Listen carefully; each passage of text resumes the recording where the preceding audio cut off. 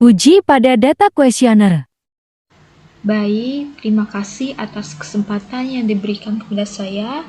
Saya Pijet Pala NIM SF19184, semester 6 kelas A. Di sini saya akan menjelaskan tentang uji kuesioner yang mana ada uji validitas, uji reliabilitas, dan uji Chi-square. Untuk uji, saya mengambil responden dari nomor yang 31 sampai nomor 60, di mana jumlah datanya itu adalah 30 responden. Kenapa saya mengambil dari nomor 31 sampai 60? Karena pada responden nomor 1 sampai nomor 30 itu pada pengujian yang saya lakukan ada 3 data yang tidak valid, maka saya menggunakan data baru dari nomor responden 31 sampai 60. Uji yang pertama adalah uji validitas. Uji validitas adalah untuk mengetahui kevalidan kuesioner yang digunakan oleh peneliti dari responden. Data pada uji validitas dapat dikatakan baik jika data tersebut valid. Dasar pengambilan keputusan data valid itu dilihat pada R hitung lebih besar dari R tabel, maka dapat dikatakan valid. Jika R hitung lebih kecil dari R tabel, maka dapat dikatakan tidak valid. Dan juga bisa dilihat dari nilai signifikasi 5% pada distribusi nilai R tabel statistik. Di sini kita masuk pada halaman SPSS. Kita masuk pada variabel view, di mana nama itu sesuaikan dengan tabel yang ingin diuji. Sedangkan desimal juga sesuaikan dengan angka. Jika angka ada koma, jadi kita bisa masukkan ini 2 atau 3. Tetapi kalau tidak ada koma, kita gunakan adalah 0. Values saya gunakan yaitu pada kolom total karena untuk menandai 30 responden. Dan untuk measure itu saya gunakan nominal untuk 10 pertanyaan, tetapi untuk skala saya gunakan untuk total. Ini datanya sudah saya masukkan semuanya, dan kita masuk pada halaman analyze. Dan kita masuk pada halaman correlate, pilih bivariate, dan untuk semua variabel atau kolom-kolom itu dimasukkan pada variabel ini. Kita centangnya person dan oke.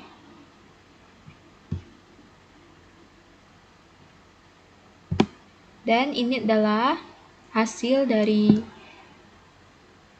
uji validitas dari 10 pertanyaan dan dari 30 responden. Conversion correlation-nya itu valid atau tidaknya itu kita bisa pakai nilai signifikasi 5% pada distribusi nilai R tabel statistik. Dan ini adalah R tabelnya, di mana N yang kita gunakan adalah 30. Ini adalah nilai N-nya. Dan kita lihat pada R tabelnya. Untuk 30, itu taraf signifikasinya adalah 0,361. Maka, jika lebih dari 0,361, bisa dikatakan valid. Dan ada juga, kita bisa menentukan valid atau tidaknya itu dari sing. Jika singnya adalah kurang dari 0,05, itu dapat dikatakan valid. kita lihat.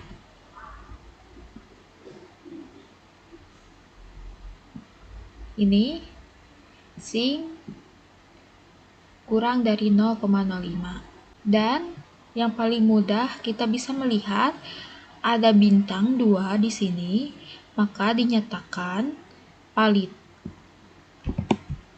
Jadi data yang saya gunakan ini semuanya itu valid. Jadi kita bisa masuk pada tahap uji reliabilitas. Dan kita masuk pada uji reliabilitas. Uji reliabilitas itu adalah uji untuk mengetahui tingkat konsistensi angket kuesioner yang digunakan oleh peneliti sehingga dapat diandalkan. Nah, untuk melanjutkan reliabilitas ini, kita bisa melihat pada uji validitas yang dinyatakan valid. Uji reliabilitasnya kita gunakan hanya item 1 sampai item nomor 10, dan untuk total kita tidak menggunakan. Jadi pertama-tama kita masuk pada halaman analyze, pilih yang skala, reliabilitas analis, dan untuk total yang kita tidak gunakan, kita tidak buat pada item. Pilih statistik, dan kita centang yang skala item delete. Oke. Dan modal itu adalah alpha, dan kita klik OK. Dan ini adalah hasilnya. Jadi untuk nilai reliabilitas statistiknya yang kita lihat ada pada Cronbach yang alpha, di mana untuk penentuan crossback alpha itu adalah lebih dari 0,60. Jadi kita lihat ini nilainya itu lebih dari 0,60 yang dapat kita katakan adalah valid. Dan ini kita bisa lihat untuk pertanyaan item yang ke-10-nya itu crossback alpha-nya itu lebih dari 0,60. Terima kasih.